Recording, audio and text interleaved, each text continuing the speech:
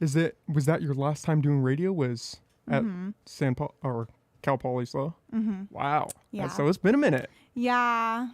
Yeah. I miss it. Do you like doing radio more than TV, or is it just a different feeling? It's very different. I ended up choosing to go the TV route. I like that because I like having a visual aspect to it. But radio will always have a place in my heart. I love radio. Is that how you got your start? Was radio news? So, funnily enough, I actually started out with print and then added audio and then added video. So, it was a progression. And print was that Mustang News? Yeah. That was your start? Yeah. Did you know when you started doing that this was something you wanted to pursue, or was it just kind of, I'll fill some time? I honestly had no idea that I would be going the TV route. I did know that I wanted to be a journalist, but yeah, I don't think I had any idea at that point that I would be like on the news. I mean, it's got to be a weird feeling going, especially from print, and now you are in TV. You're in front of the camera now, where there was no camera initially. You were just sitting there writing stories. Yeah. Yeah, I mean, I think I like it. I've always been like, the type of person that does like that performative aspect and likes being in front of the camera. So it wasn't like scary for me or anything, but it's definitely different. But again, I kind of had like steps up to it with radio first. The first time I did radio was actually probably more nerve-wracking for whatever reason Than being on camera. Yeah, I don't know, I was I just wouldn't have afraid I guessed. would like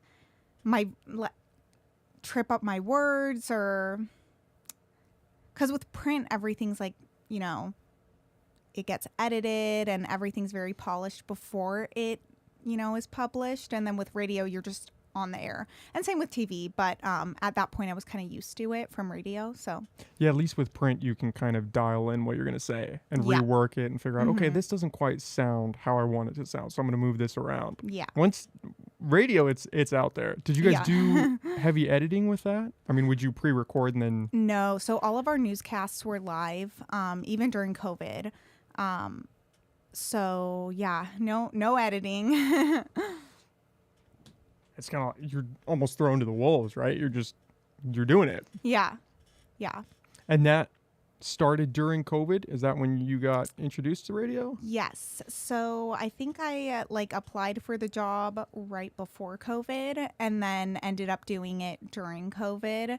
But then, yeah, even, with our remote setup, we were still able to connect remotely somehow. We had a really awesome engineer. So shout out Thomas. He set it up so that we could still do everything live.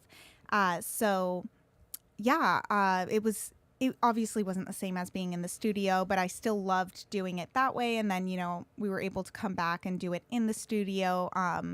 By the time I was about a year in at that point, and for my senior year of Oh, college. so you got to do it for your senior year. You got to be back in person. Yeah. Oh, that's nice. Yeah. Yeah, Zoom University wasn't that great. And I would No. imagine trying to do radio and get everybody on the same page through Zoom would just be challenging. Yeah. We had some they were able to figure out very Some innovative. workaround. Yeah, so we had this, it was called like Zeta to go or something like that, and we were able to do everything remotely. Thankfully, not through Zoom because I was pretty sick of Zoom at that point. Yeah, but I would imagine. yeah. So yeah, that was really cool. Yeah, there's a different feeling being in the studio and sitting. You had a co-host for that when you were doing your reporting, or was it just Yes. So solo we had news? we had an anchor 1, anchor 2, then we also had an entertainment reporter, and a politics reporter and an update reporter. Oh, So wow, we so had you guys had the whole gambit. yeah, we actually had 2 studios going at the same time, but we could all hear each other. So Oh, that's cool. And you would all be in the studio at the same time recording? yeah. Mm-hmm. See, to go from that and then go to, let's just do it through a webcam, isn't exactly the same feeling. Yeah. It's It's funny how you can just kind of fall into something like that.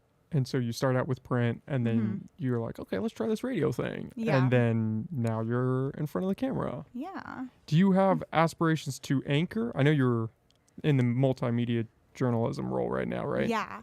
Yeah, so I really like reporting. I think I had like 2 shows that I was able to anchor at North Coast News. One of them was like co-anchoring, and that was fun. I liked it. But I would say what I like about being a reporter, or like you said, multimedia journalist, is being able to like really tell the stories myself, and like film it all myself, edit it all myself, write it all myself. So it's like, it's mine, you know? But yeah, right now I don't really see myself going the anchor route. But yeah, you never know. I liked it when I did do it, so. Is MMJ just the standard for being a reporter now? Is there really any distinction? Yeah, so MMJ is a lot more common now. I know that certain broadcast companies didn't end up switching from like reporter to MMJ. And so the difference there is that those reporters usually have like camera people who will film for them. And I know a lot of people really like that. It's funny. I was actually just talking with Danya about this the other day because at her news station, the competitor station has all reporters, whereas her station is all MMJs. And yeah, I know a lot of people really like that idea of having a camera person, but I think I'm honestly just too much of a control freak for that. Like, I want the shots I want, and I want it when I'm saying certain things. So I like doing it all. Well, it's nice that you have that creative control over it. And you're not butting heads with someone else of, oh, put the camera over here. We should reframe this. Yeah. It's up to you. Yeah. Yeah, I call all the shots. Yeah, that's how Danya started, right? Wasn't she an MMJ and then they bumped her up to the anchor position? So I think she started out as an anchor, but Austin, who like recently he moved on, too. Yeah. He started out as an MMJ and then became like, well, I guess they both were actually, their official titles were like anchor/reporter. So they were kind of doing both, but mostly anchoring, and then doing like one story a week. So yeah, Danya had her share of MMJing too. Is that part of, I know you guys rebranded North Coast News. Is it part of a shakeup? Is that why everybody's kind of shuffling around? Because Danya's in a different position now. Austin's in a different position now. Yes. Yeah, so I'm not sure how much I can say. I was just thinking that. As I asked that question, I was like, oh, maybe this is one of those topics Yeah, I mean, obviously it's no secret, like, the name's changed. It's changed, yeah. And some people are now gone. That was all part of the change. And yeah, we're kind of more, I guess, integrated with our sister station in Reading.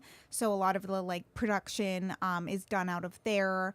And that also means that we were able to expand newscasts because now all of their newscasts are also aired here. So yeah, we're kind of, we went from, I still call it North Coast News. I think a lot of people still do. I don't know if we ever officially got rid of that name, but now we're technically a part of the North States News, which is the Reading station. So it's just more of a consolidation in terms of the content you guys are putting out or the news you're covering. Mm-hmm. Yeah. With being an MMJ, I would imagine, is your favorite part just being able to go out into the field? Is that kind of what gets you? Yeah. Yeah. Yeah. I really like, just like learning. You learn so much, and like there's so many things happening in the community and just like in the world, honestly, like that you would never necessarily know about. But like you're covering something new every day, and you're like meeting new people every single day and hearing about new things. So I really like that. How much control do you have over the story that you cover? Do you get to pitch ideas and then somebody higher up picks from that batch?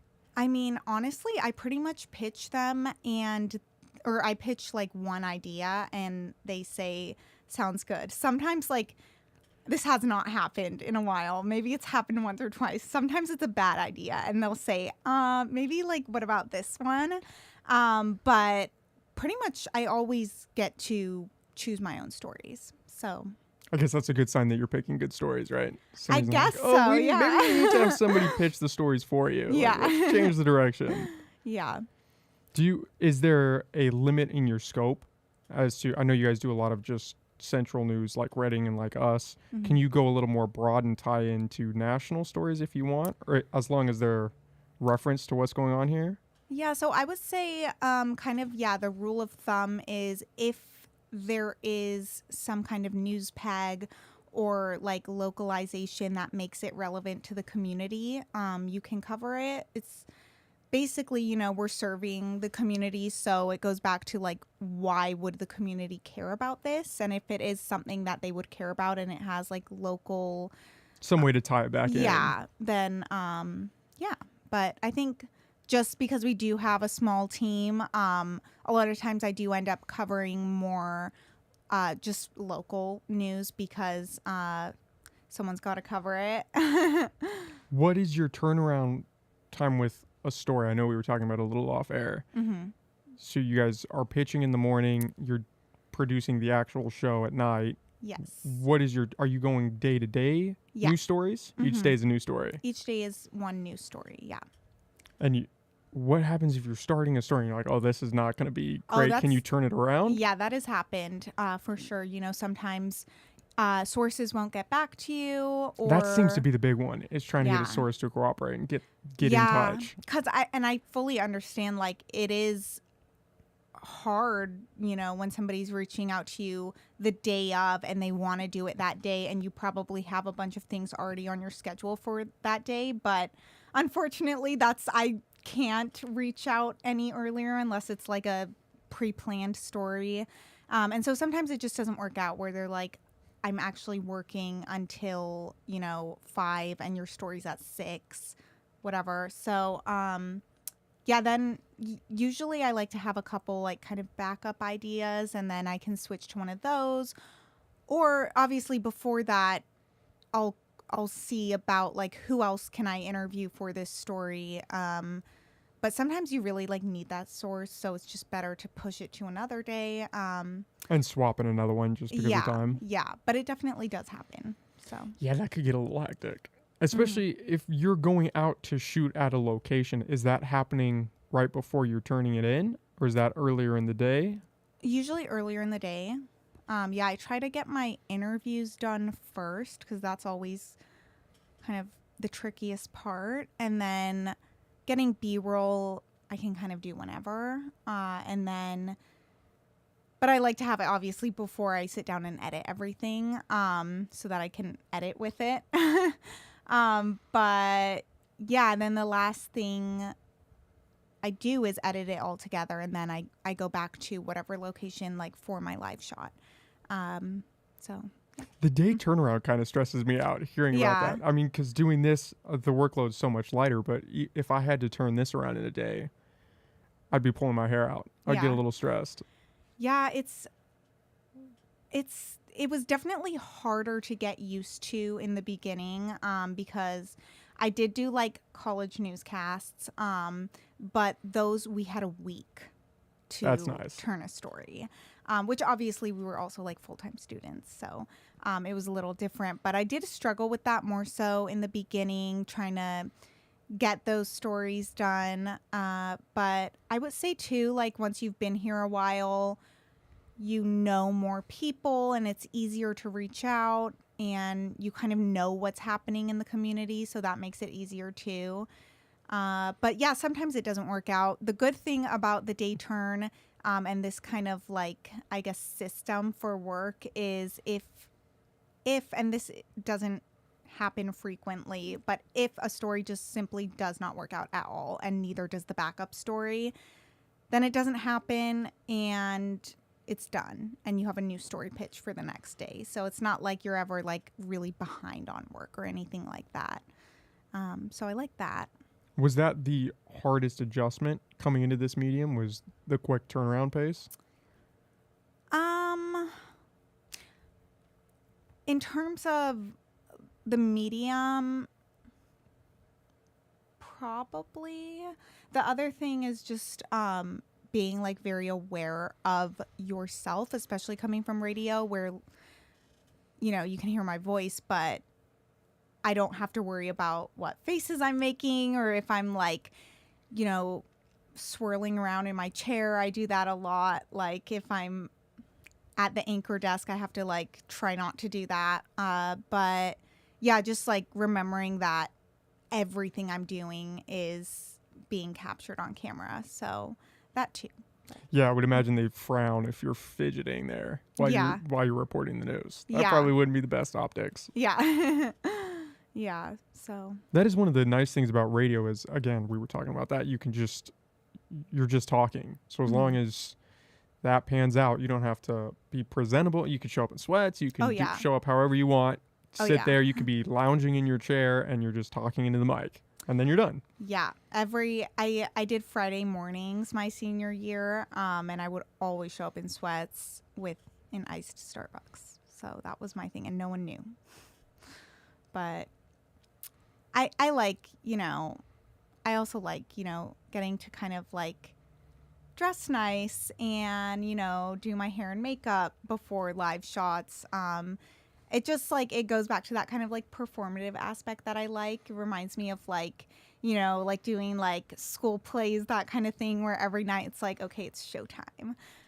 So I like that. It's, you know, it's nice to work in your sweats, but I also like what I'm doing now. So how important is that performance aspect and kind of building the newscaster image? Honestly, I would say it's the least important part. It's always my last priority. I really try to avoid being on air without my hair and makeup done. Actually, my hair is pretty much never done, to be honest. I need to be better about that.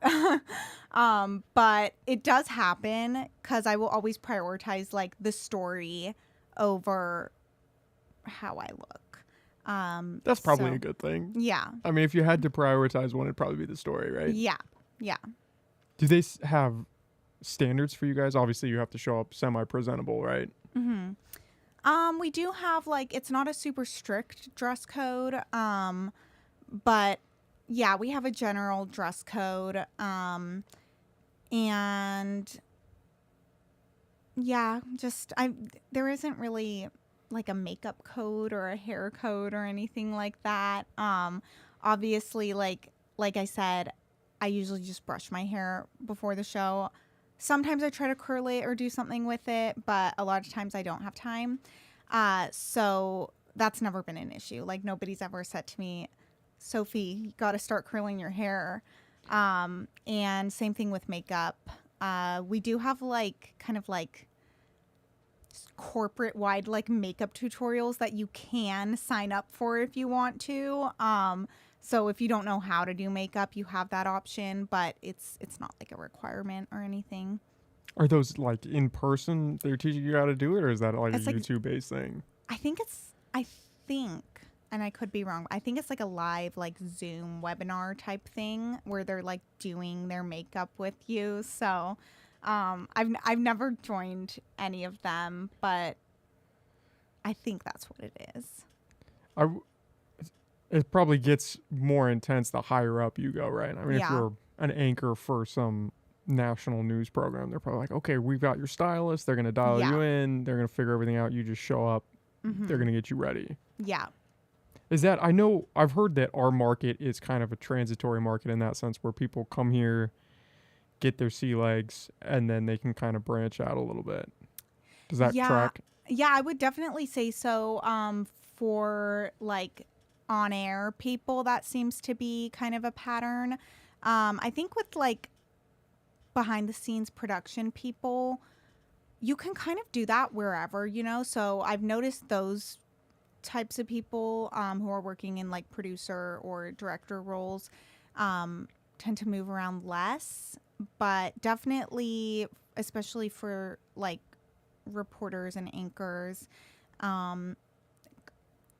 I think just like the industry in general is like on like building your way up to like higher markets. And so usually don't spend time anywhere like that long, I think, until you've made it to like a market level that you're like, okay, I've made it. I'm good now.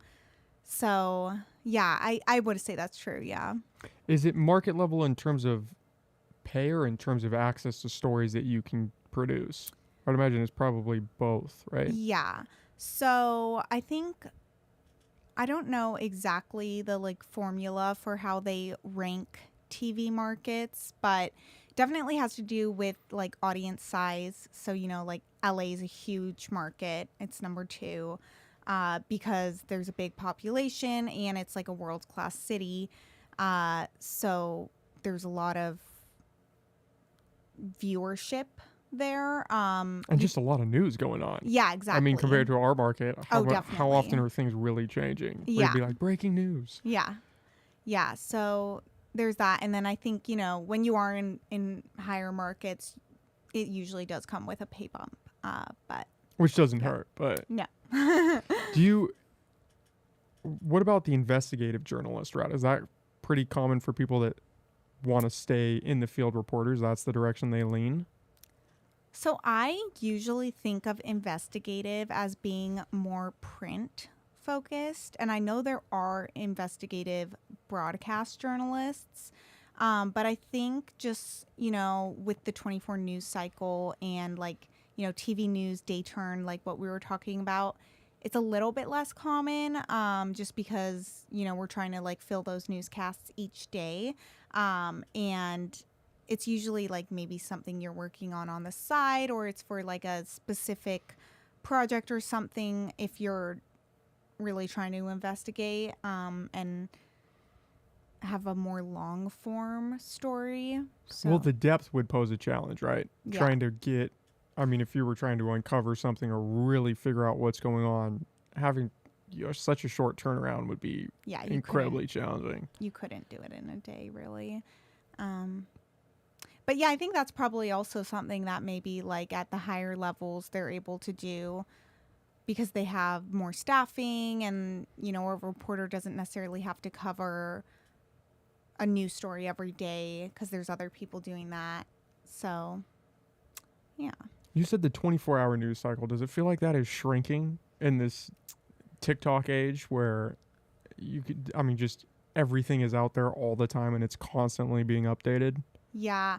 I would say definitely it's moving. So there's still like constant news, but it's like you said, even more constant, and it's on different platforms now. So I know everyone always says TV news industry is dying. I don't really fully believe that. I know obviously there are new platforms now and those are becoming more prominent, but I like to think that TV news is not dying.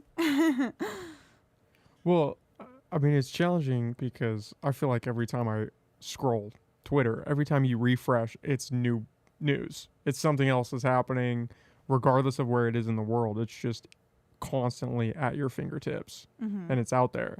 And competing with that as a news channel would be challenging because you're fighting against the internet. Yeah. Is there a shift where a lot of these news organizations are trying to add some internet element? I know that, like, was it NBC had a streaming platform or CNN had one? I know a couple of them are starting to. Yeah, I think a couple of them do. I definitely think, both print, radio, and TV news corporations are trying to become more like change with the times, So I've noticed like even like ABC News posts a lot of like Instagram reels as well as TikToks with like the most attention grabbing video type stories.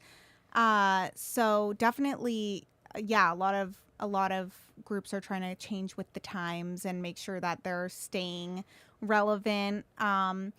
North Coast News honestly doesn't do that as much because I would say mostly because the majority of our like viewer demographic is an older audience, and they're not necessarily on those new platforms that are more popular among younger audiences. So we don't necessarily have to push that as much. Like our biggest social media channel that we use is Facebook, which is definitely one of the older ones. I think we have a TikTok, but again, our demographic is a lot older, middle-aged and up. Not a lot of, I feel like that's probably true, like generally too. There's not as many like kids or even young adults like watching the news.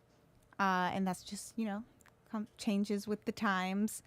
So I feel so old hearing you talk about Facebook being for like the boomer generation. Because I remember back when that was the thing. It was Facebook. Yeah. And then slowly it just eroded. And then it's, parents are on Facebook. And then it's grandparents. And nobody wants to go on Facebook anymore. That was like my lane was Facebook for the longest time. Yeah. I recently got a TikTok, well, a couple months ago now, but it's not for me. I'm not a TikTok guy. I actually never have had a TikTok.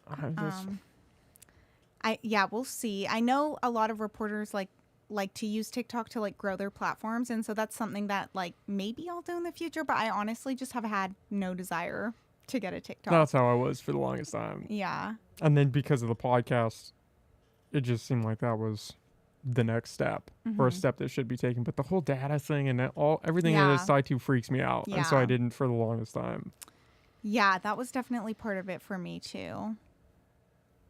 But what are you going to do? It's almost like if you want to build the platform, you kind of have to go where the people are in some sense. But then is it worth giving everything up? I mean, it's kind of like that idea of selling your soul. Do you really want to do that to get where you want to go? Yeah, and my other thing with that too is like, well, I'm putting myself on like public television every day. So like how secret is my identity really? But so I have considered getting on TikTok. I don't know. It's like an internal battle for me. I don't know if I should do it or if I shouldn't. So we'll see if I end up doing that at some point. I'm also at this point like it's just like not really something that I'm feel like is like a big priority for me, so we'll see. Yeah, why invest the time? Yeah. In some way, right? Yeah, maybe like in another market where there, is a lot of, there are a lot of younger people, which I feel like doesn't usually happen with TV anyways. But if like my news director is telling me, Sophie, you got to get on TikTok, then like I would do that. But right now, no one's saying I have to, so I feel like the incentive's not really there yet. Yeah, I don't have really any incentive. So, is there a push to kind of build your brand in that medium to kind of make a name for yourself? Yeah. I know, is it Austin? Oh, He's big on TikTok, right? Yeah, Austin's, and he also was on YouTube for like years before he even I think like started studying journalism. So there definitely is that aspect of it. And I probably will, in the future try and become more prevalent on social media. But yeah, that's definitely a big part of it. Do you weigh that aspect of having this public front where you are so out and you're just public facing because you're on the news, and then if you add this public persona online, do you struggle with trying to find a balance in that? Like, I want to keep some of my life private and who I am private, and then just go to work and then be able to go home. Yeah, I would say, obviously I'm not like some big celebrity or anything like that. Yeah, we're not in the LA market yet. Yeah, no. It's exciting when people do recognize me in public. Like, that's kind of the point where I'm at. It's definitely not like a nuisance or anything like that. But I will say there are parts of that make me nervous. Like sometimes people see you on TV and they think that they know you and they don't. And I have gotten messages that are like uncomfortable. And so that's just something that comes with the industry, and it's like on a small scale now. I know if I go to a bigger market, it'll be on an even larger scale. So it's something that I do kind of have to just deal with. But yeah, definitely like the kind of security aspect of it sometimes makes me nervous. Well, it's the security and just privacy. Yeah. I considered myself a very private person prior to doing this, which is ironic where this is so public now. Yeah. But there's something valuable in that, in just being able to live your life in the shadows in some sense, or not even in the shadows, but just be able to not have this archive of you out on the internet. Yeah. And out on TV, because that's your medium now. Yeah, I definitely I agree with that. I'm kind of the same way.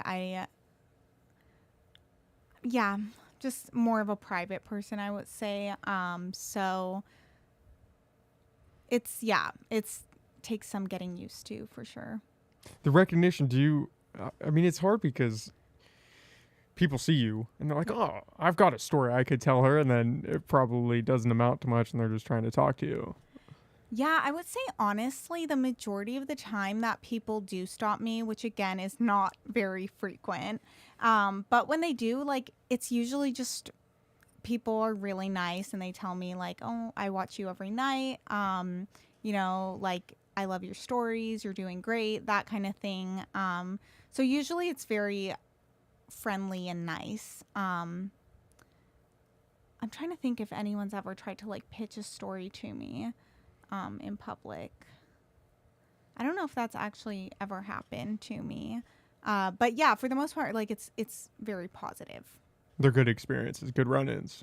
Well, it is a small community. So I think most people, especially here, are pretty cool people. Yeah.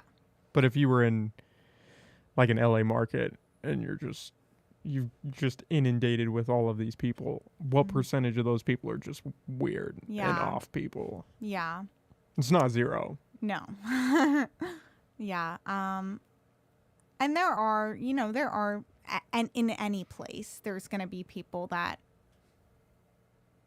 are either, like you said, off or like even dangerous.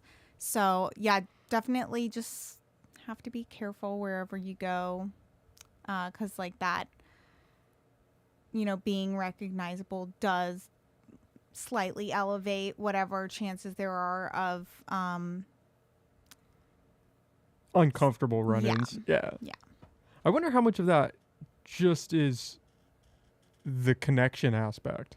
I mean, especially for people that are heavy on social media where just so much of your content is being consumed and people are just constantly inundated with your face and who you are and how you talk and all of your mannerisms, that they just get this sense of, oh, I know you. Yeah. I mean, I listen to a ton of podcasts and you almost get that sense of, you know who this person is. Yeah. But do you really? I mean, even if you listen to thousands of hours of somebody, do you really know them if you've never had a conversation with them? Right. Yeah. And it's like, you don't know what kind of like persona people might be putting on like while they do that podcast, right? Like, I know I definitely filter myself on camera, and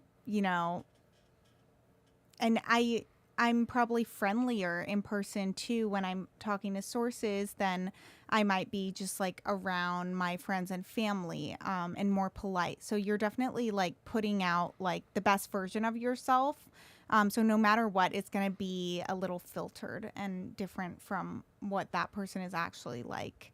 And I think that's definitely true with podcasts too. I listen to podcasts a lot too. And there's definitely people where I do feel like I know them, but I'm like, they're not being their full selves, So even if they are like very authentic podcasters, you're just seeing like one aspect of their lives. So yeah, the authenticity struggle is an interesting line to walk, because I would imagine there are things you can and can't say just being attached to this news organization. And so you have to censor yourself in that way too, but you also have to censor yourself in the way of, I am in this community. I don't want to be labeled, kind of a dick. So I'm going to obviously be nice and try to censor myself that way, or be more nice than I normally would be. Yeah, it's definitely, I think it's kind of just there's a general understanding, and I'm sure it's the same for you too, um, where you do want to present the best version of yourself to the public, for both yourself and whatever organization you're working for. So you don't want any bad reputation to come to your company. But I mean, honestly, like, you don't want it to come to yourself either. So I think, yeah, all of that plays into what type of, or like how authentic you're being. But I would say, like, in my experience with like seeing everyone that I worked with, I've obviously seen them kind of like with their reporter faces on and with their like normal people faces on, and it's pretty similar. It's not like a big difference. But yeah, I mean, again, obviously, like, people don't see everything and they don't necessarily know you as well as they might think. So yeah, it's kind of interesting. The problems arise when there's a huge discrepancy between those two. When you have somebody who has this very cut, very formal, very one-sided public-facing persona, and then who they are behind the scenes is completely different. And then if that private persona isn't that great and it comes to light, that's when people turn. Because they're like, oh, you were just selling me a load of dreams. This is not who you are. And then it just comes crashing down around you. Yeah, I think that's why it's like always such a big scandal with like news personalities, that kind of thing. If they're like kind of exposed, if like, you know, like a DUI or something like that, then because they have, you know, people really like their news anchors for the most part, I would say. And there is that kind of like connection where, you know, we learn in journalism to like talk to the viewer and try to like build a connection that obviously isn't really there because you don't necessarily know who your viewers are. But then when something like that happens, I think, yeah, I agree. It can be kind of shocking and frustrating for viewers to be like, oh, wow, that is not the person that I've been watching on my TV for the past however many years. So, well, I think they're drawn to authenticity. I think we all are. I think that's what we want, is someone who's just being honest and being real. Yeah. And then to see just a complete 180, it almost messes with your perception of, well, reality. Yeah. Yeah. Yeah, that gets dicey.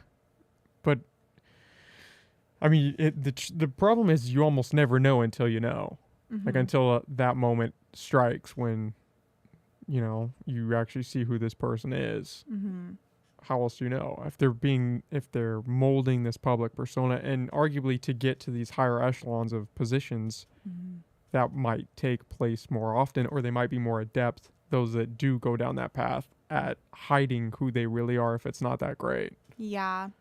And I think I will say too, like, one of the things with smaller markets like this is you probably don't have to worry about that as much because we're not like these big, like, LA, like, you know, we don't have those types of connections or like exciting lives necessarily. So I think in smaller markets, probably people are more authentic and more people like actually do know them in the community. So yeah. Do you think about that rapport aspect a lot when you're going into a story? Because obviously in some regard the news is dynamic. And so if you are putting out this piece and you think you have everything aligned and then maybe some parts of it aren't as solid as you want, or maybe the story's a little off, do you worry about that eroding your credibility with the public? I mean, how important is getting everything out to perfection versus just getting out what you can in your time frame?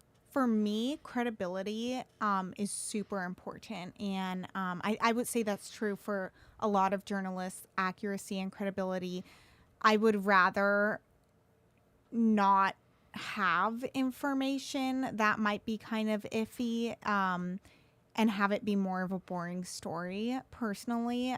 So I definitely, for me, I mean, and I think, and for all like reporters, you're not directly affected by how well your story does. It's not like you get like a commission on like the amount of viewers who see your story. And I think that's good because it doesn't make you incentivized to, you know, kind of cut corners or like do things in a way that's like just to get the best story out and to get the most viewers.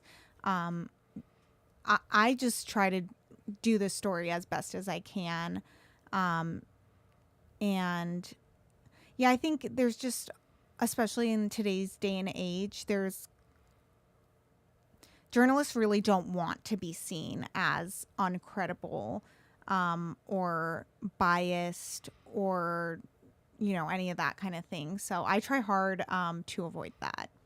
Which is challenging because that's a lot of the branding that gets thrown around nowadays, is that banner of fake news. Yeah. Not necessarily on smaller markets like us, but just in general, and I'm sure that would trickle down in some ways. Definitely. Yeah. Is that kind of frustrating for you, where you're entering into this field and you almost feel like there's unfair baggage placed on it? Yes, a little bit, but I also understand that journalism has always like had some aspect of that. Yeah, obviously in the past like 7 years that's become particularly prominent, but I mean, if you look at like British journalism, like that's a totally different thing where with like the paparazzi, and there is a big focus on viewers and ratings and that kind of thing. And then even going back to like, I want to say early 1900s, I could be wrong, but when yellow journalism was a thing, there's always been that aspect, and people will tend to associate that with especially like TV because of the whole like infotainment concept. But you just have to try to prove them wrong and just do the best job that you can do. But yeah, I have had people like say things like when I'm covering a serious story, and I am serious about that story, but someone or people will like make comments about like, oh, I guess it's just all about the ratings. And I'm like, I don't care about the ratings. The ratings don't affect me. So there is a bit of a misconception out there. And maybe that is, like I said, like it has roots in the truth, like with, you know, the yellow journalism age. And I'm not going to, you know, be mean about British journalism or anything, but that is a big part of it with like paparazzi, that kind of thing. So I didn't know that. Are the Brits, are they worse than us in some regards? They're known for being like very kind of tabloidy. So, and it's, I mean, like most British journalists kind of admit that, I feel like, because it's just like part of the industry there. And then, you know, there was a lot of like backlash, like when that not led to, but, you know, there's like questions over, was that a part of like Princess Diana's death? Because the paparazzi were like so concerned with getting those photos or whatever, that they didn't try and help her or that kind of thing. So I would say it definitely has that reputation. I don't know a lot of British journalists. I do know one former British journalist. And yeah, he pretty much told me the same thing, that is something that is just weighed very heavily, and it's kind of like instilled in you that you do want the best ratings and the best viewers and that kind of thing. Whereas here, I feel like most companies and schools that teach journalism try not to emphasize that and try to emphasize like being factual and obviously, I mean, I say like being objective, but obviously that's not true with all journalism in the U.S. But I would say that a lot of like schools and companies try to make that the priority. I would not have guessed that. When I think tabloids, I would kind of think of us in some ways, because that seems like a very American thing, is the tabloids following around famous people and taking pictures and trying to get these shots. Yeah. I honestly, I agree that probably tracks more with America than it does with Britain. But yeah, I mean, that's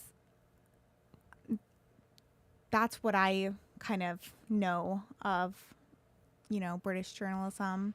And obviously there's tabloids here too. So, but I think a lot of like the difference is a lot of the networks, like the big networks, not necessarily like BBC, but like just like what is it? The Daily Post or something like that, or like just the big like newspapers and those kinds of things a lot of times like will have that emphasis on being the first to break a story and getting those ratings. Do you think that stems from the battle with the internet, where you almost have to embrace this clickbait, get the story out as fast as you can? Who cares about all of the facts as long as we can get this out first? We got to beat the internet out. Maybe I think that definitely could have like exasperated that, but or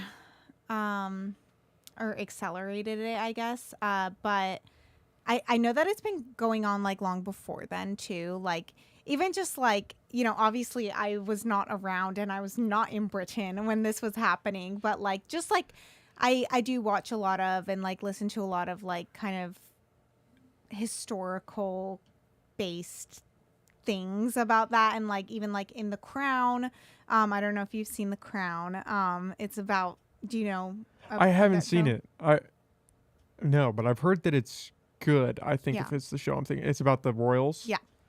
Yeah, and so with that, like it's a constant struggle with the news organizations who are trying to get that story first, and the royals are trying to keep their privacy as much as they can. So it's kind of funny. Tables are kind of turned where the press are the ones that are, not necessarily giving that privacy.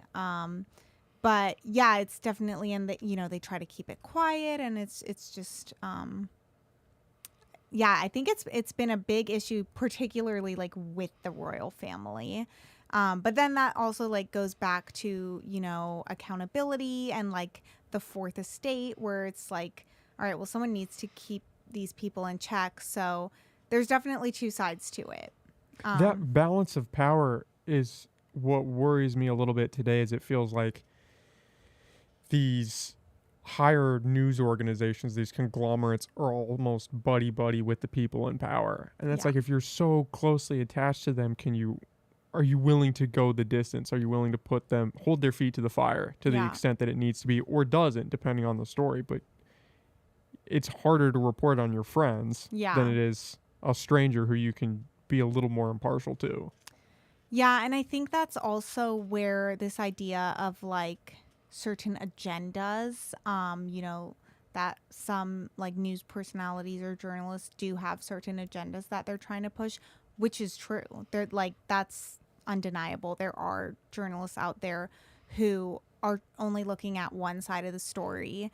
And a lot of times, they are like buddy buddy with the politician that like fits with their side of the story. So I would say definitely on like the national level, that is something that is unfortunately more prevalent than I wish it was. But yeah, and I think that it also just goes back to like the like expansion of technology and like globalization of news, where these days people have so many options to choose where they get their news. And some of them, with the internet, some of them aren't even necessarily like accredited. But they can choose what they want to hear. So they're not necessarily always hearing the full story, because they can choose to listen to whichever news outlet presents the story that they want to hear. And so I think that's kind of like a reinforcing circle where, it's working out for those partisan news organizations, and it's obviously working out for their viewers because they don't have to listen to the other side if they don't want to. So it's definitely, I don't know what the solution is because, with social media technology, it's just becoming more and more options to go to, and you can like cherry pick what you want to believe. And then there's the whole idea of like echo chambers, and you're not being even exposed necessarily to other viewpoints. I think that's a lot of what it is. Yeah. Is especially with your news, is you can pick a news organization that just feeds you what you want to hear, and then because it's quote unquote news, you can just say, well, this is what the news said. Yeah. But you're only getting this one side that is very limited in scope. Yeah. And it just has this bend to it, and it's feeding you that. Yeah. And then people just get lost. And then you talk to someone and you're like, oh, this is where are we going with this? Yeah. Yeah, it's really interesting. Like I think for me, like I'm from the Bay Area, which is kind of an echo chamber. And I, before going to college, wasn't even really exposed at all to any other viewpoints. And then in college, like I had close friends from like Bakersfield, which is a very different kind of like political atmosphere than the Bay Area. And it's just interesting, like hearing those other viewpoints. But I think it's good. Like you need to hear those other viewpoints to try and understand. Like I think that people think we're a lot more polarized than we are, and then they find out that maybe at the core you have more in common in what you believe than you think you do, but there's all this kind of like, I guess like us versus them mentality, and all the news sources that are partisan, that they definitely help with the us versus them narrative for sure. And so you kind of almost like villainize that other side until you meet them and you're like, oh, we think similar things. They're just labeled differently.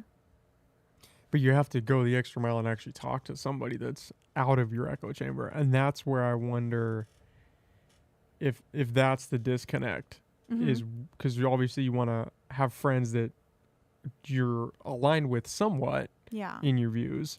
And so are we breaking out of those divides? Whereas in the past you might have gotten that from a nightly news. Yeah. Or maybe even not. I don't know. But would you have gotten that from some other medium that we're not getting it today, where you can curate your friends, you can curate your online media, you can curate what you watch on TV, and all of that can be bent to whatever way you want? Yeah, I think definitely, like because there are so many options now, and maybe there used to be limited options, and it was like whatever news channel was on that night, like that was the news you were getting. But now, like we talked about, like you can choose whatever news you want to hear. And sometimes like online, it's not even people with like degrees in journalism or people who have even like put in the work to really like find the facts. And I think that definitely plays a big part in that. And then in terms of, like hearing other people's viewpoints, I think it's easy to just immediately like write them off once you hear that their viewpoint is different. So I think a lot of people aren't necessarily willing to listen, and that's unfortunate. And it just kind of deepens that divide. So when you're majoring in journalism, do they teach you how to bridge that desire to kind of influence your work or be biased in your work? Are they showing you guys tools or like a case study of, okay, this is what, like yellow journalism, we need to avoid that? Yeah. I think definitely there was a big focus on that in my journalism education, and there's a push for aspiring journalists to be as objective as they possibly can, and to like learn how to get all sides of the story, get all the facts, and talk to people that if you were being more like partisan, maybe you wouldn't want to talk to them, talk to them. And then, the journalist is forced to listen. So they kind of don't even have the option to tune that out. And then you're forced to like become more objective. So I think, yeah, definitely, which is good.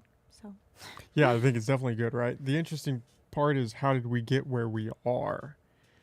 And it'll be interesting to see what they have to say about that in a couple decades. Like, where did all this stem from? Was it just the race of the internet again, where you're just competing for eyes? Because I mean, print's struggling. Is there a fear from that we can't, like TV, we don't want to be like print, so we gotta figure out a way to be competitive in this? Yeah, no, I mean, that's something that I've thought about a lot, just like as a journalist. I think, it's just kind of a perfect storm, like of so many different aspects. And one of them is, like we talked about, just like technology and social media, and the fact that people can choose and cherry pick what they want to listen to. And another aspect of that is the rise of like punditry, which goes back to like the infotainment kind of phenomenon, where people like to listen to pundits instead of actual objective reporters and journalists. And so they're listening to somebody who, they agree with, and who maybe like reminds them of themselves, and that person is not objective and doesn't even pretend to be, because they're not a journalist, they're a pundit.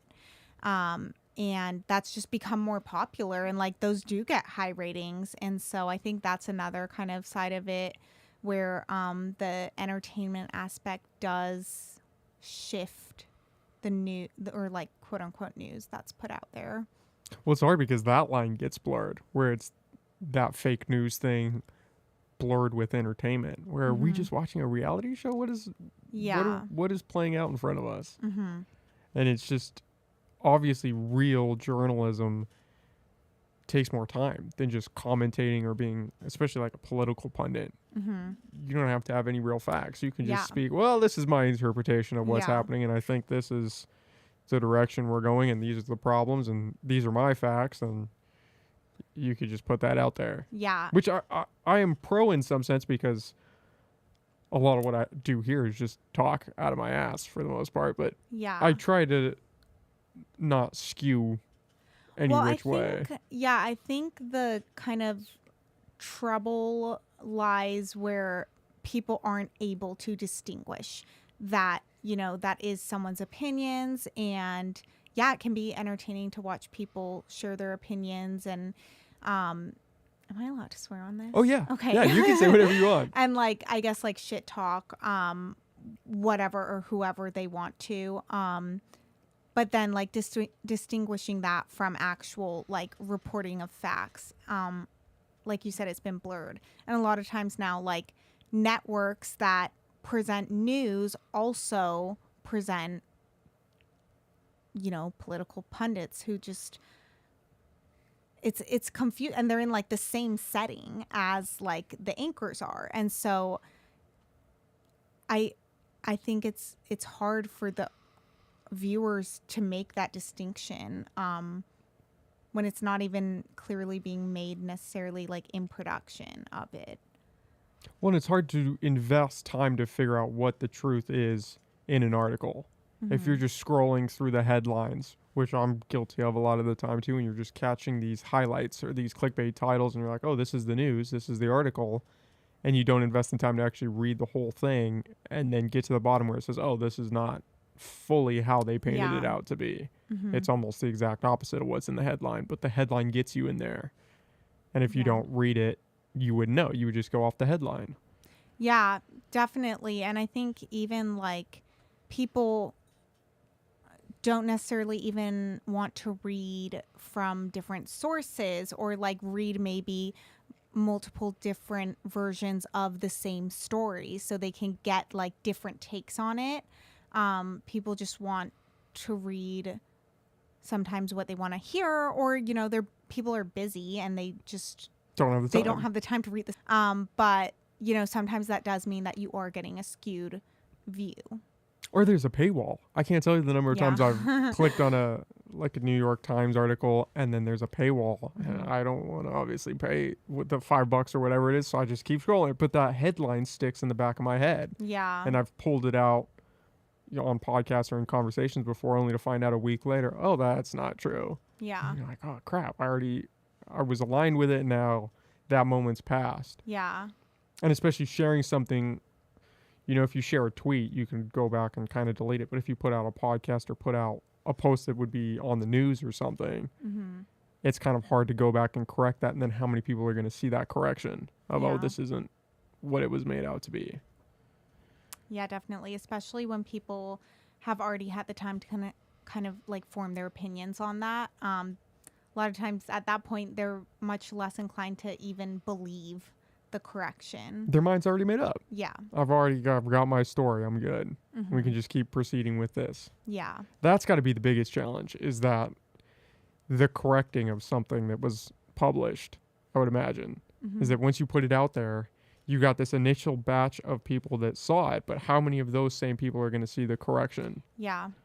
Especially because sometimes when like issuing corrections, it's not even necessarily like, you know, like a lot of news organizations will promote all of their articles on social media. And most times, like when there's a correction issued, that media source will also post that to social media. But sometimes, you know, organizations will just put a correction in the article and then not necessarily push that out anywhere.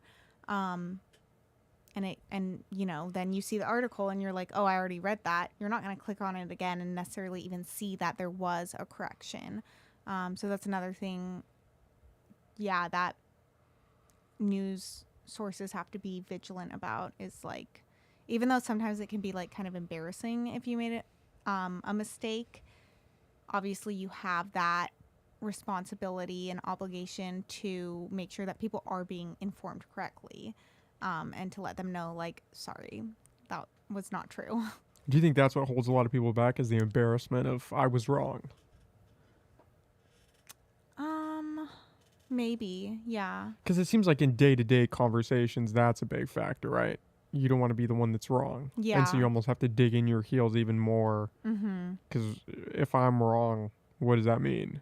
Yeah, and I think because there is such an emphasis on credibility as journalists, that probably plays into it too, where people are afraid to admit they were wrong because they're afraid that that will affect their credibility. Like, oh, that person doesn't get their facts straight. Whereas if no one knows that you made a mistake, then your credibility is still intact. But then it's like counterintuitive because you're being more transparent by admitting that mistake. But you're also maybe kind of losing some of your credibility. So, yeah. Yeah, I think it's actually more powerful to make the correction and say I was wrong. I think that speaks to your credibility and your character in some way. Because you can say, oh, I thought it was this, and it's not. It's this other thing, I was wrong. Yeah. And then people know, oh, okay, this person's willing to admit they're wrong. I can trust them moving forward, because if they mess up, which we all do, they're going to say, hey, I messed up. Yeah. It's the people that don't do that gets a little sketchy. Yeah, definitely. It's an interesting time for the news. Do you think that the format of television news in the state that it is currently, do you think that is a viable option long term? That they can just build this TV news, they can stay on cable or stay on whatever platform, and that will be what it is? And definitely, do you think there's some element where they have to adapt to the change? I do hope that TV news can continue as it is. I think already they're starting to adapt by like getting on those social media platforms, that kind of thing.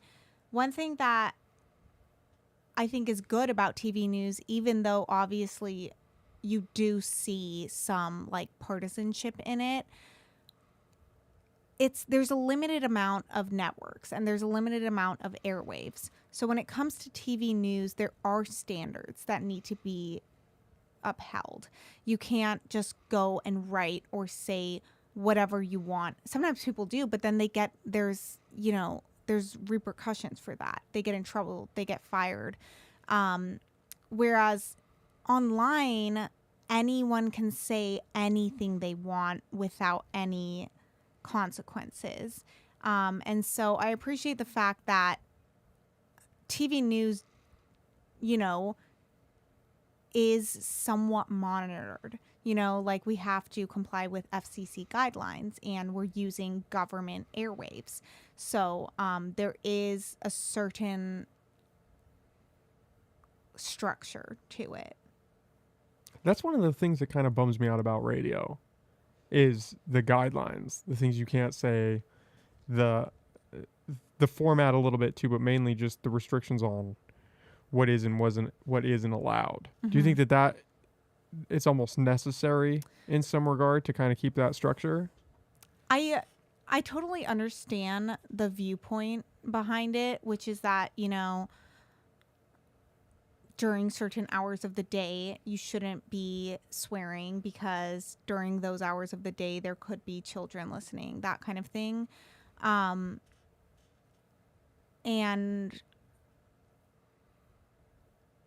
then there are hours where like those don't necessarily apply, like with TV, that kind of thing. So I definitely understand that aspect of it. I don't ever like the idea of like censorship, but I feel like, honestly, in my opinion, like what rules do exist are not even close to censorship. They're more so concerned with like obscenity and, making sure that children aren't like exposed to swear words, that kind of thing, which like, I mean, ironic in our day and age. Yeah. And it's like, you can have your opinion on like how bad is it if kids know swear words, but it at least like gives like parents like that option to like not have their kids learn bad words or whatever, at least not like by the channels that they put on. Or so I'm interested to see if those guidelines get loosened as we move forward, because it seems like so many people now, rather than listen to the radio, maybe they're just streaming from Spotify or listening to Sirius XM, where I think the rules are a little bit looser in some regards. Mm-hmm. It's almost the adapt or die mentality. Yeah. I mean, AM's pretty much dead, right? AM's pretty gone. Yeah. Is that what's going to happen to FM? Or are we just going to phase out these things? I can't tell you. Well, I do listen to the radio because my truck doesn't have an aux cord, so I'm kind of stuck with it.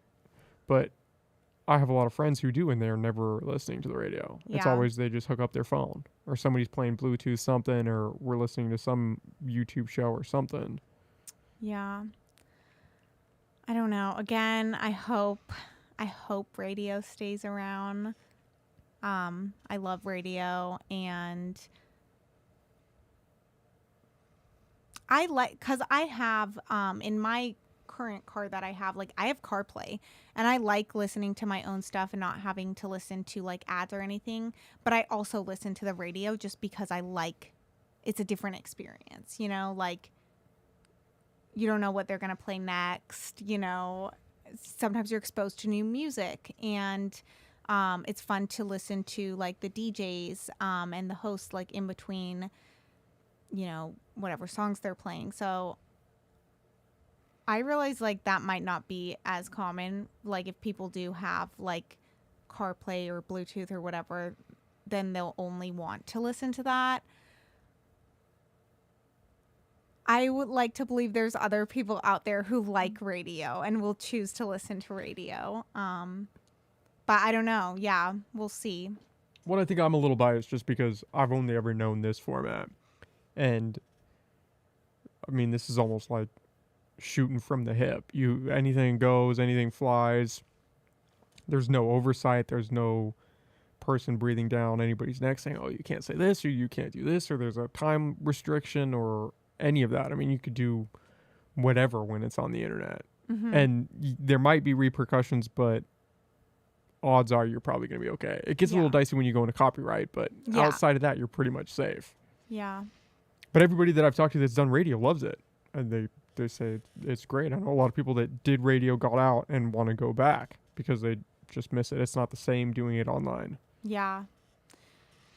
Yeah, I definitely think, especially with like younger generations who are listening to like, you know, internet, like podcasts or whatever instead of the radio, they like the fact that, I mean, like younger people in general just don't really like rules. So I think they appreciate the fact that on the internet there kind of are no rules. And I think there is an appeal there. I mean, I kind of do like rules is the thing. So you're kind of a rule follower. Maybe that's where this is coming from. Just the inclination to have a little structure. Yeah, definitely. It's helpful having those. It's almost like those guide rails at a bowling alley where you're just going to go down the middle. You don't have to worry about falling off the edge because there's structure to it. Right. Whereas if you go balls to the wall, you can fall off a cliff. Yeah. And that's just one of the downsides of having that much freedom. Mm-hmm. Yeah. Do you think you'll ever go back to radio or ever do anything in a radio medium? I've thought about it as like a future thought. Definitely right now I'm very invested in the TV industry and I'm excited to like see what's next with that. But you know, if there were a way, and I know obviously this gets tricky too with like news contracts, that kind of thing, but if there were a way for me to like do something on the side on the radio, like I would love that. Or maybe further down the line, maybe when I'm older and I'm not feeling the whole like visual aspect of TV as much, maybe I'll go back to radio then. I don't know. I don't like the idea that like radio's completely done for me. Like I'm not going to do radio ever again, but I am also like very invested in TV right now, so we'll see. Well, you don't have to get too specific with this, but with your guys' contracts, are you locked out of doing something like a YouTube channel or? No, I don't think you're locked out of YouTube. I honestly don't know if you would be locked out of radio. I don't know the specifics of it. Obviously you can't like work for like the competitor news station because that kind of defeats the whole purpose of having a competitor news station. But I don't know if that changes with like different media. Like if you're like in print and also radio, like I'm like not you sure could write news articles on the side, even if you're on TV, as long as it's not direct competition. Yeah, I don't know the like legality, or well, I mean, honestly, it depends on the like the company too. So, you know, they set their own like rules, and then those are in the contracts that you sign. So, I don't know, but they're like obviously, you know, like Austin had lots. Social media is not an issue at all. Austin also, like, he did some other, like, I know he was also involved with a Filipino news channel, and that was fine. So I don't really know the specifics of it, but I know there are, like, obviously some rules in terms of the content that you produce and who owns that, where that's allowed to go. But it's definitely, like, complicated, and I don't know all of the rules. Yeah, it seems like it would be beneficial for them to have you guys build out some social media presence because that would translate to eyes for them as long as they're working for you.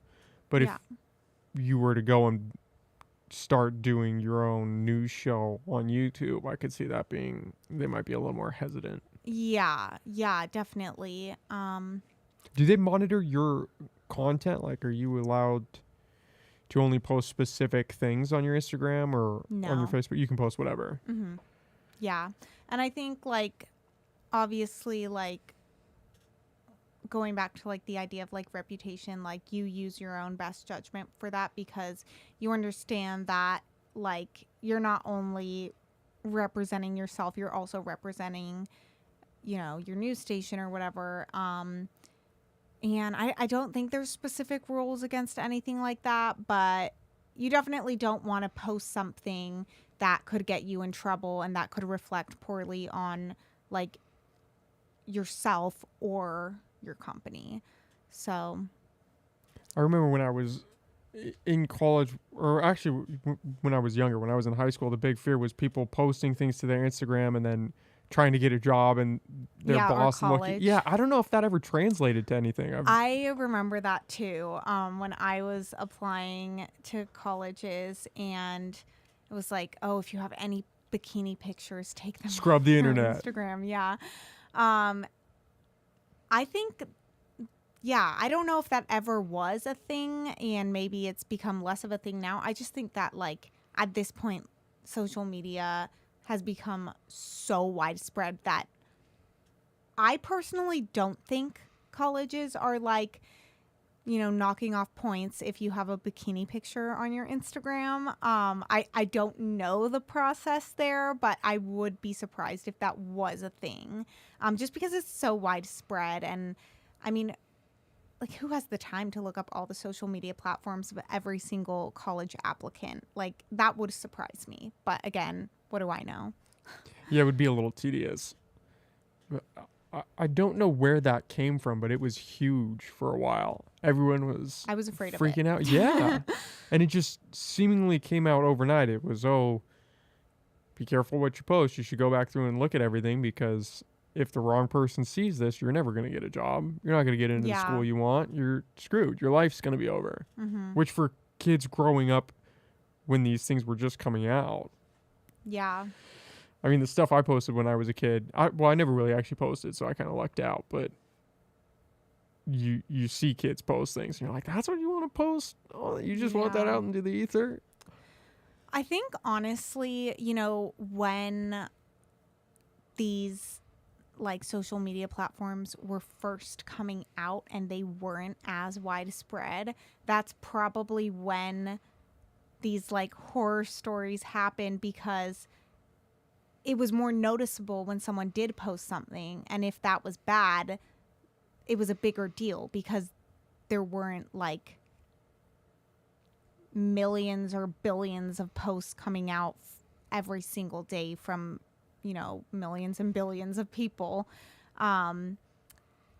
So I think, like, I've definitely heard stories of, and usually these take place in, like, the early 2000s, where some, like, teenager posted something that, you know, they shouldn't have, and that came back to bite them. But that was also when these platforms were new. So I think that definitely probably has something to do with it too. It was like these things were a bigger deal at that point. I can remember I was in high school and this girl downloaded Tinder, and this was when Tinder was either new or it was just new to the school, and it was she was looked down on for that. It was, she downloaded Tinder. Can you believe that? This chick downloaded some app where you're swiping on people. And then cut to today, everybody has a Tinder. Yeah. Yeah, times have changed. It gets weird. It gets weird. Yeah, and who knows where we're going to be in 10 years. I know. That's what freaks me out. Same. Yeah, I worry about the younger generation coming up and what they're going to, with this ChatGPT and Midjourney and all these things, that all the access they're going to have. Yeah, me too. Like, personally, like, because, I mean, I didn't have an iPhone until I think I was like 13 or 14 when I had an iPhone.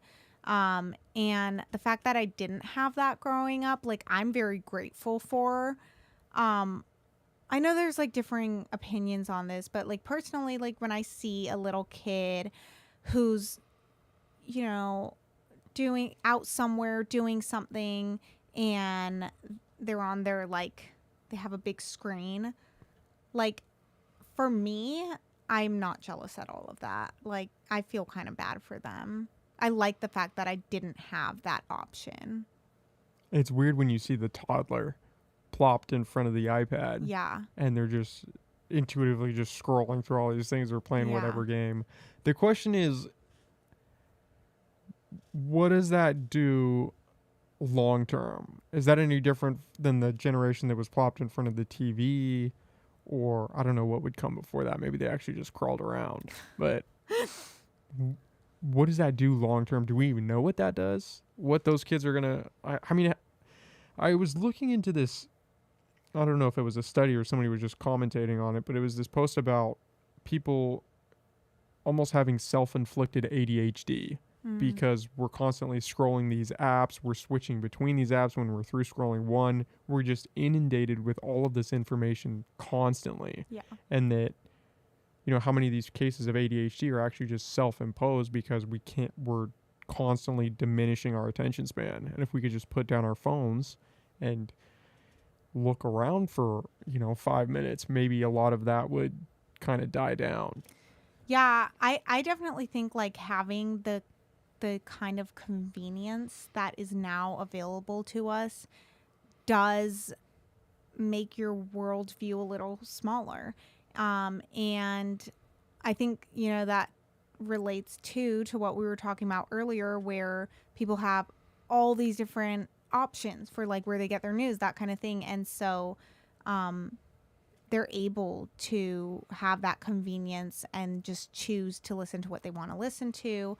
So I wouldn't be surprised at all if it's kind of changing the way,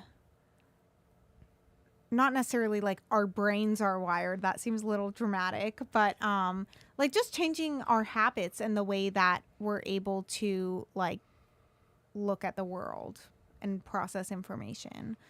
So we'll see. Do you think we're just, in a sense, becoming our parents' generation, and that's the status quo, is each generation is worried about the generation below them? I watched this video That's of these true, people. Honestly. I watched this. It was an insane video of this guy. Well, it was a couple different people, and they were talking about how this new law was passed where you couldn't drink and drive. Mm-hmm. And they're saying, this is becoming a communist country. What is life going to be like where you can't clock out and then have a beer as you're driving home? And it's insane watching them because it's such a different generation in a different time where, you could just do this thing. And they're so worried about, what this means for our country and the generation below them. And then cut to us, and we're like, oh man, these kids, they're going to have these iPads, and what's that going to look like? Yeah, no, that's a good point. And I remember too, like, when I was like a kid, there was a lot of concern over like my generation and like previous like, kind of like not like generations, but like, kids that were a little bit older than me too. And the concern about video games and how that, and movies even, and how that might make kids grow up to be more violent, or they would become desensitized to violence. I remember that was like a huge talking point, and maybe it still is. I don't know. I haven't heard it as much just because I feel like now there's like bigger concerns. But yeah, I feel like there is kind of like what you're talking about, where there's always been like something that's like terrifying to the older generations. It's the end of the world. Yeah. I mean, I think people are honestly just afraid of change. And that's got to be a part of it. Yeah. If we're just like this natural state that we're currently in, and then any friction against that is alarming. Yeah. Yeah, I don't know. It's going to be interesting to see how that plays out. It's going to be interesting to see what happens with the news. There are a lot of shifting fronts, and as an internet spectator or commentator, it's interesting seeing it all play out. Yeah, definitely. Okay, well, Sophie, thank you for doing this. Yeah, I appreciate you coming on. Yeah, thanks for having me. Do you want to plug all of your stuff, where people can find you, your non-existent TikTok? Yeah. So I am on Instagram, Facebook, and I guess I am on Twitter, but I rarely use it. Instagram, I am Sophie with a PHIE _ Lincoln, LINCOLN. And then you can find me on Facebook, Sophie Lincoln TV. And Twitter, I'll have to double check my account because I haven't looked at it in a while. I think it's Sophie C. Lincoln. But yeah, it'll be a picture of me. So if that's not right, then sorry. And people can watch the news on what channel at what people time? Can watch the news in Humboldt and Del Norte counties on ABC 23 at 6 p.m. and 11 p.m. and Fox 28 at 10 p.m. Or if you're in like the other North State counties, so like Shasta, I'm forgetting the others, Modoc, Lake, those ones, it'll be ABC 7 at 6 p.m. and 11 p.m. and Fox 20 at 10 p.m. Okay. So a lot of channels. You got a lot of stuff. Yeah. That's good. You guys are putting it out there. Yeah. Okay, well, thank you. Really, this was